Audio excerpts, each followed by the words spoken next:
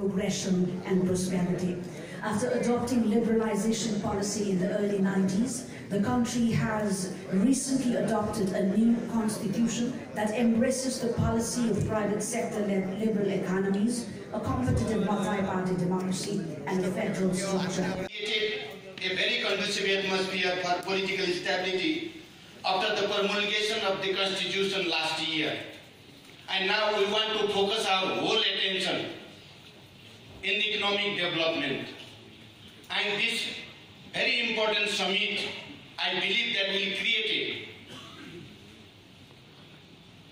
a favorable and positive atmosphere. As all of you know that our rules and regulations, we are trying our best to be more and more favorable and conducive for foreign direct investment and for the private sector, and everybody, they can feel comfortable.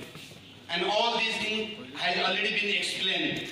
And I also want to mention that all the political leaders of major political party, they have a unanimous understanding about the investment, about the economic issue. You have already seen our leader of the opposition has clearly mentioned that I am one step forward to the government for the economic development. Therefore, on the issue of the economic development, there is not any debate. We all want to focus our whole attention on the economic issue. We understand very well that sustainable peace is not possible without having a proper process of economic development. And peace and development are quite interrelated. We are in between two big neighbors, and their fast-growing economy has clearly created the atmosphere that we must be benefited from the economic development of our neighbors. Therefore, government is trying its best to create that atmosphere. In the largest political party in Nepal, I can assure you that our words are backed by our deeds. The Nepali Congress has not only led the major political revolutions, but also have also been a force of economic opening and transformation over the past 70 years. After restoration democracy in 1990, we laid a process economic reform to pull the country out of decades of stagnation. With liberal trade and enterprise policies, we created vast space for private sector to contribute to the economy. New sectors like aviation, banking, and telecommunication were opened for private investment.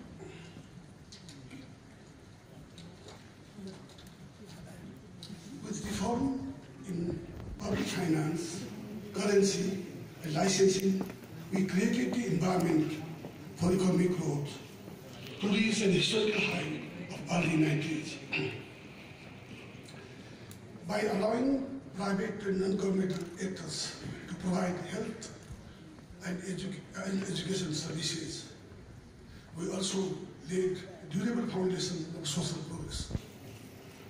Nepal today stands out in the South Asia region for dramatically reducing poverty and meeting almost all the Millennium Development Goals. Ladies and gentlemen, we believe in a liberal economy with a vibrant private sector, but also support a strong state that regulates smartly, ensure that economic gains are shared broadly across society.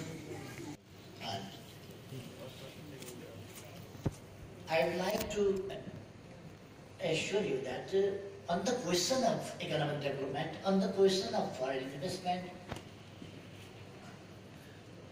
Treasury bench and opposition, government and opposition are always together in Nepal. I would like to assure you that now we are in opposition, but we are not even a single step behind than the government on the question of economic development and eagerness of foreign investment. Now, we have promulgated the Constitution in 2015, and a political situation is developing towards stability. Now our focus, or we are focusing on the economic development of our country, and for that we need your support, we need your investment, and for your investment we are committed to provide favorable situation, environment, atmosphere. And we were talking here with Dr. Mahad that in Nepal there is easy access. Even to the Prime Minister you can meet, even to the Industry Minister, even to the Finance Minister, or everybody you can easily meet them and tell them if there are any problems, as the Finance Minister said. Easy access.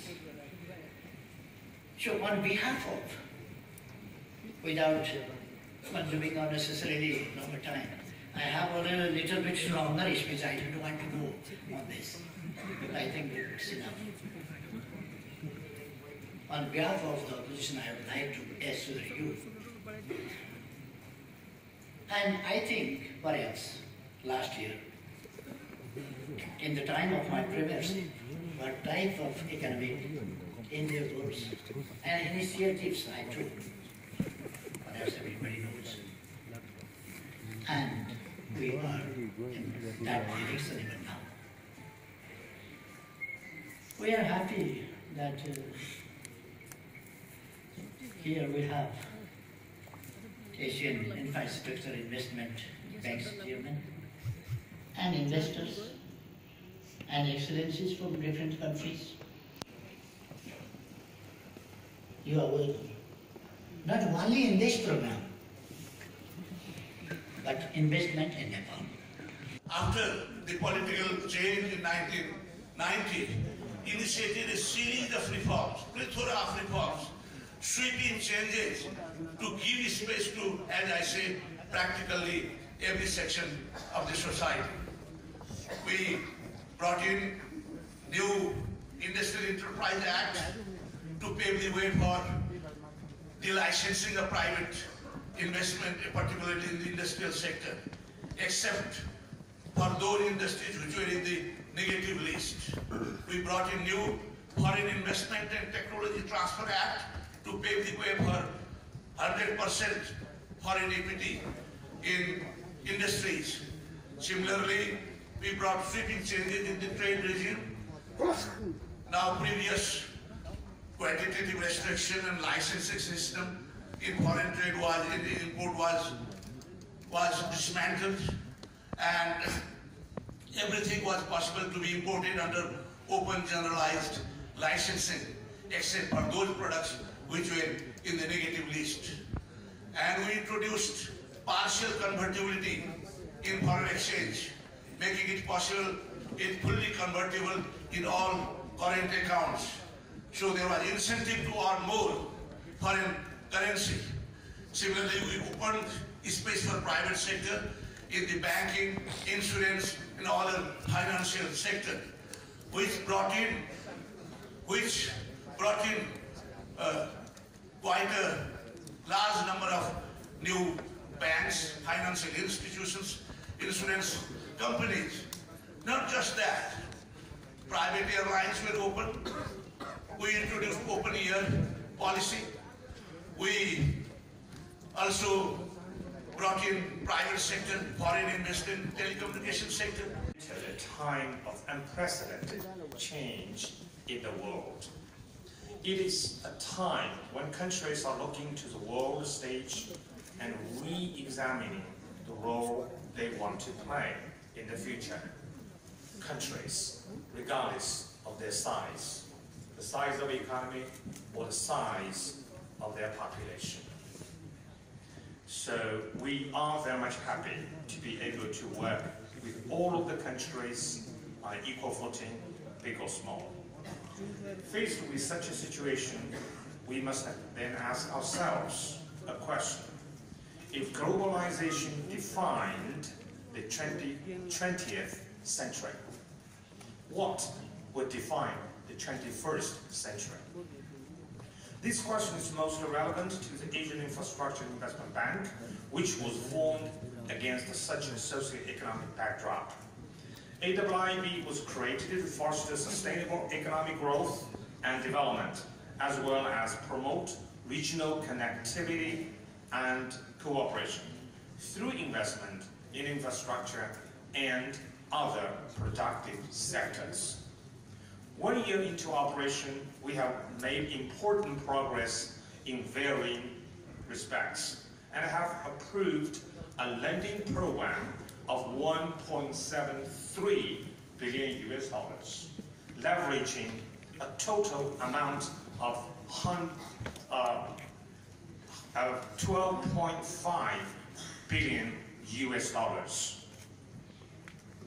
From where we now stand, I believe internationalism, multilateralism, and AIIB have an important role to play in teaming up with sovereign governments, international organizations, and the private sector to address infrastructure challenge in countries like Nepal.